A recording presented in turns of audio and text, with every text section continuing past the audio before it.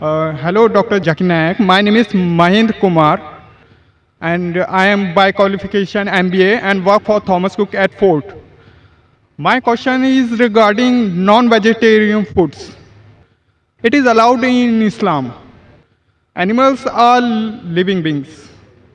So, don't you think that it is violence?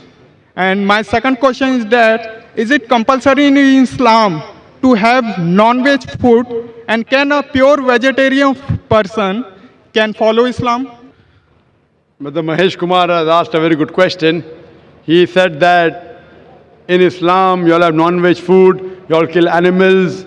Why does Islam give permission to kill living creatures? And can a Muslim be a pure vegetarian? Brother, before I answer the question, I'd like to tell you, a Muslim can be a very good Muslim even by being a pure vegetarian. It is not compulsory in Islam that you should have non-veg food. It's not compulsory.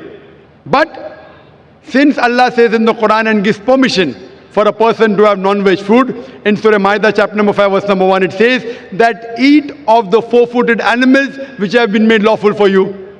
It's mentioned in Surah Nahl chapter 16 verse number 5 that you can eat the meat of the cattle. It's mentioned in Surah Mu'minun chapter 23 verse number 21 that in the cattle we give you a drink which is good for the humankind, and of the meat you can eat. So when Almighty God gives you permission to eat the meat of the lawful animals, then why should we not have?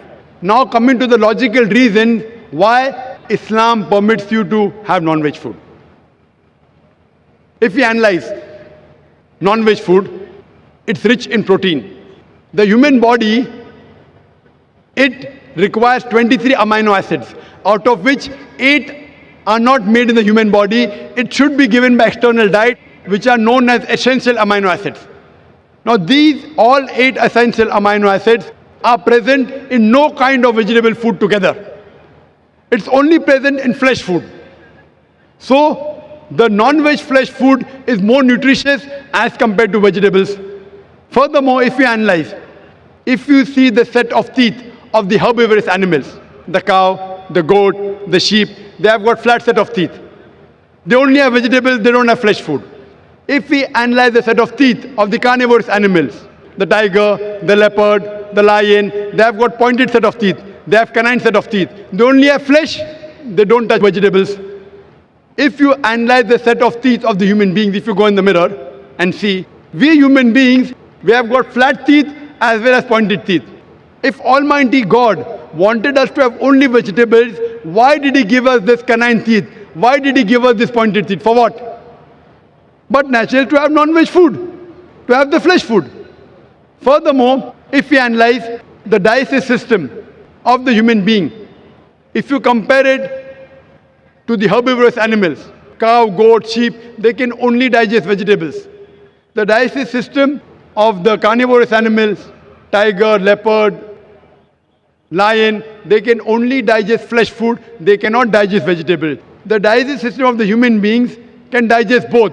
It has small intestine, big intestine. It can digest vegetables as well as flesh food. It can digest both. So if Almighty God wanted us to have only vegetables, why did He give us the digestive system which can digest both? As far if you analyze, many of the Hindus think that Hinduism prohibits the eating of flesh food. In fact, if you read, it's mentioned in Manu Smriti, chapter number 5, verse number 30. Almighty God has created some animals to eat and some to be eaten. If you eat the animals that have been created to be eaten, then it's not a sin. Manu Smriti, chapter number 5, verse number 31 says that Almighty God created some animals for sacrifice. Killing them is not a sin. Manu Smriti, chapter 5, verse number 40 says that killing sacrificial animals for sacrifice is permitted. It is the law of the God. So in Hindu scriptures, it's permitted to have non-veg food. If you read the Vedas and the other scriptures, sages and sons, they ate non-veg food, they even ate beef. If you read Mahabharata, Anushasan Parv, chapter number 88, when the Pandavas, they gather, Yudhishthir, who's the eldest brother of the Pandav, he asks Bhishma that what food should we give in yagna, in puja, in sacrifice, so that our ancestors will be satisfied. So Bhishma replies that if you give herbs and shrubs and vegetables, our ancestors will be satisfied for 1 month. If you give them fish, for 2 months. If you give them meat, for 3 months. If you give them hair, for 4 months. If you give them goat, for 5 months. If you give them bacon, for 6 months. If you give them birds, for 7 months. If you give them deer, for 8 months. And the menu continues, big menu is there. It says if you give buffalo for 11 months. If you give the flesh of cow, our ancestors will be satisfied for 1 full year. And if you give red meat of goat or meat of rhinoceros, they'll be satisfied inexhaustibly. So according to Hindu scriptures, eating non-veg is not a sin. It is because many of the Hindus were being influenced by the Ahimsa philosophy of not killing any living creatures. They started accepting it. But even this philosophy of Ahimsa, as you said, that killing living creature is a sin. Brother, do you know that even plants have got life? Do you know that, brother? Yes. So if you say killing living creature is a sin, killing a plant is also a sin. So why do you have plants? Agreed. Agreed, very good. Furthermore, there are some people who say, okay, brother Zakir, I agree that plants have got life, but the plants can't feel pain. Therefore, killing a plant is a lesser sin as compared to killing an animal. The point to be noted is that today science has advanced and we have come to know even the plants can feel pain. But the cry of the plant cannot be heard by the human being because human beings hear, the frequency that they hear is from 20 cycles per second to 20,000 cycles per second. Anything below and above this range you cannot hear. So there was a farmer in America who converted the cry of the plant into the human frequency, and you could come to know when the plants were crying, when they wanted water.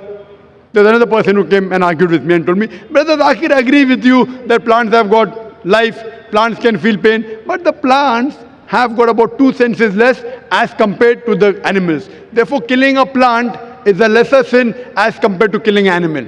I'm asking you the question, brother. Suppose your brother, your elder brother, he is born deaf and dumb.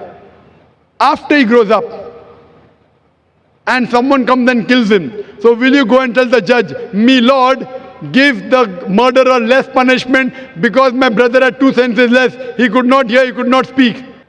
Will you say that? In fact, you will say, give the murderer double punishment. He could not hear, he could not speak. My brother was masoom, he was innocent. So in Islam, it does not work like that, 2 senses or 3 senses. The Quran says in Surah Baqarah, chapter number 2, verse number 168, eat of the good things we have provided to you. As long as the food is halal, it's tayyib for you, you can have it. And furthermore, I personally have got no problem if the non-Muslim don't have non-veg. I've got no problem. Only if they tell me eating non-veg is a sin, it's a crime, that's the time I give the reply. Otherwise, if the non-Muslims in India, they don't have non-veg, it's beneficial for me. If all the non-Muslims in India start having non-veg, then the prices of mutton and beef will rise. It'll be more expensive for me to have it. So personally, I've got no problem. Hope that satisfies your question, brother. Yeah, definitely, sir. So now, if you want, you can yet be a good vegetarian. If you want, you can eat non-veg also. Eating non-veg will keep you more healthy. You can have, but even if you want to be a pure vegetarian, it's not a sin. Hope that answers the question, brother.